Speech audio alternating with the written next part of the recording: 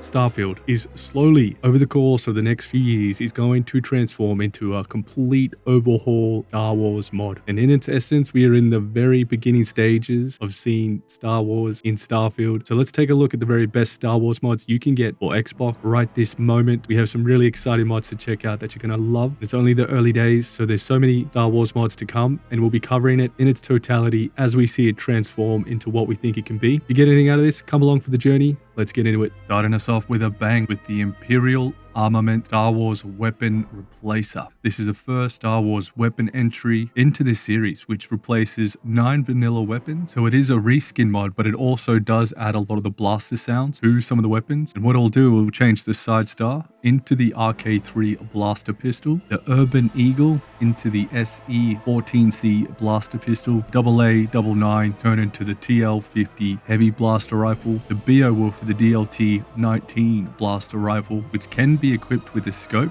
which will change the look of the DLT to add the scope. Come in a sniper then, changes the Equinox into the E11 a blaster rifle, the Orion into the E22 blaster rifle, the Breach into the E11D blaster carbine, the Microgun into the Z9 rotary cannon, and finally the Negotiator into the G125 projectile launcher. All of these skins are extremely detailed and fit in fantastic with the Star Wars world that we're building. All the blasters will be shooting laser bolts.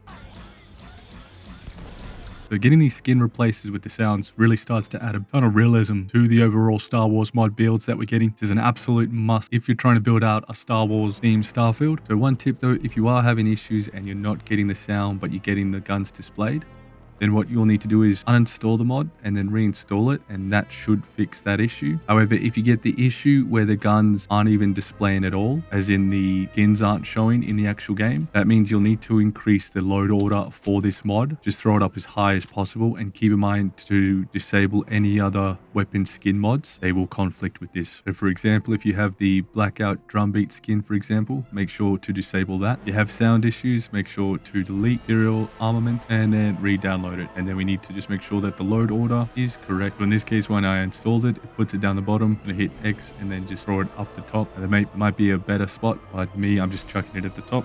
I'll give you a quick example of all the different weapons. So we have the RK3 blaster pistol, which has a noise, nice little projectile. Now there is a mod I have just to shoot from one arm that should be coming to Xbox soon, so I'll definitely include that next time. Next is the SE14C blaster. It's got a few different firing modes. You can get the modified version, but it also has a blaster noise. Next, we got the TL50 Heavy, which is a beast. Fires very rapidly, does quite a good amount of damage. And you gotta love how the lasers sort of just go everywhere. They're quite hard to use, making it a bit more realistic firing some of these lasers. And we have the classic DLT-19 blaster rifle. Got the more traditional noise that we're accustomed to. Next, we have the E11 blaster rifle. Got the noise as well, excellent. Then we have the E22 blaster rifle, sort of the sniper rifle kind of version, much better for hitting the longer range target. Next we have the E11D blaster carbine, so sort of your shotgun. Next we have the Z6 rotary, which is an absolute blast. Got the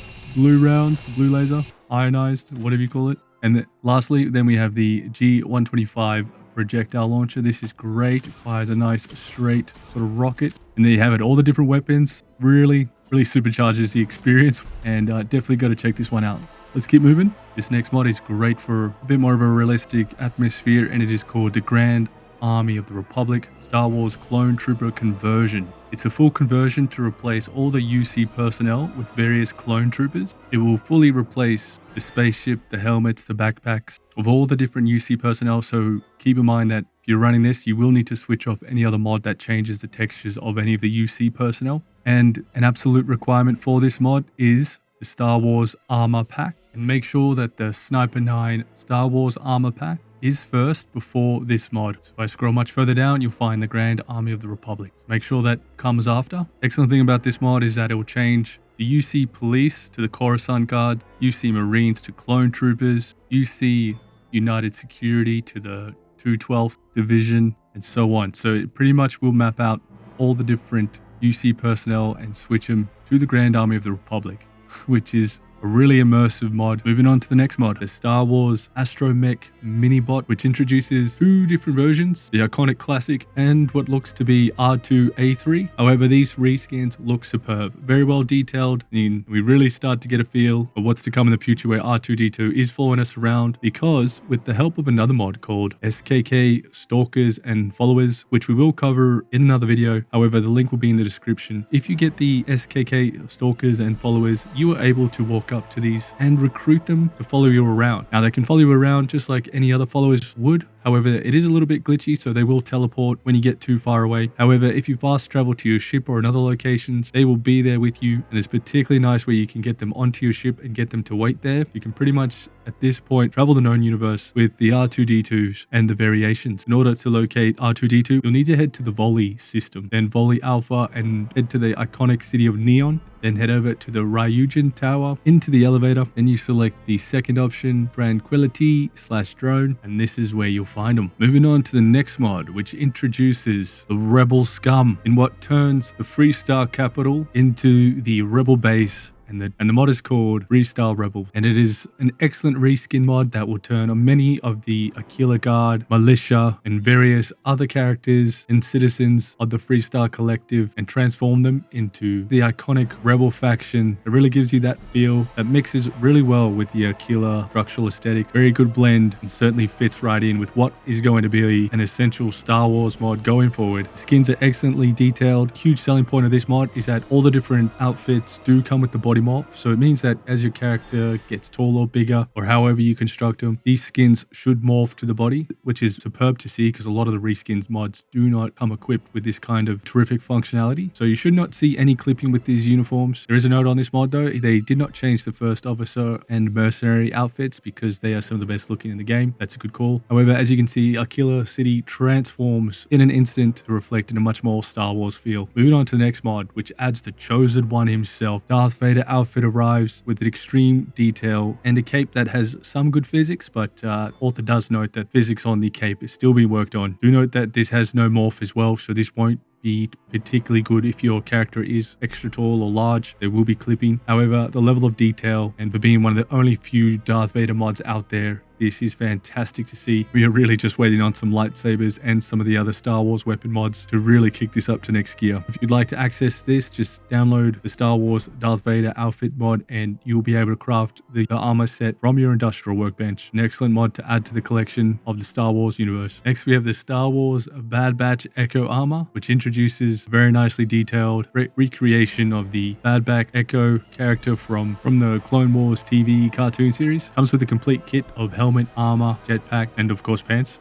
The mod is again superbly detailed, and particularly taking note of that right arm. A very, very exquisite detailed job on this particular reskin. This will also be able to be crafted from your industrial workbench. There is no body morph for this, so just keep that in mind when you are constructing your character around using this armor. There will be clipping. The next mod is called Star Wars Mimban Trooper armor, which adds the Mimban Stormtrooper armor to the game in 6 variations. We have the clean, pristine, no dirt version. We have a bit of a dirty version, or the less dirty version, and then we have the full-on I've been mud wrestling for hours full dirt version. Now each of these come with a cape as well, or you can have no cape. The skins are extremely well detailed and can be crafted from your workbench. I think mods like this are perfect for later down the track when you could possibly see stormtroopers on different planets, some that are more muddy, rainy kind of atmosphere and weather, to some of the pristine ones stuck in buildings. So this will be a kind of a good one for a use case later, as well as mucking around with right now. Do note this also has no morphs on it, so there will be clipping. Next mod adds some more fantastic clothing. We have the Star Wars Clone Wars outfit, which includes Anakin, Obi-Wan, and Padme. Good thing about this is that it comes as outfits and clothing and spacesuits. In addition, you get a general version, so a General Kenobi, General Skywalker, and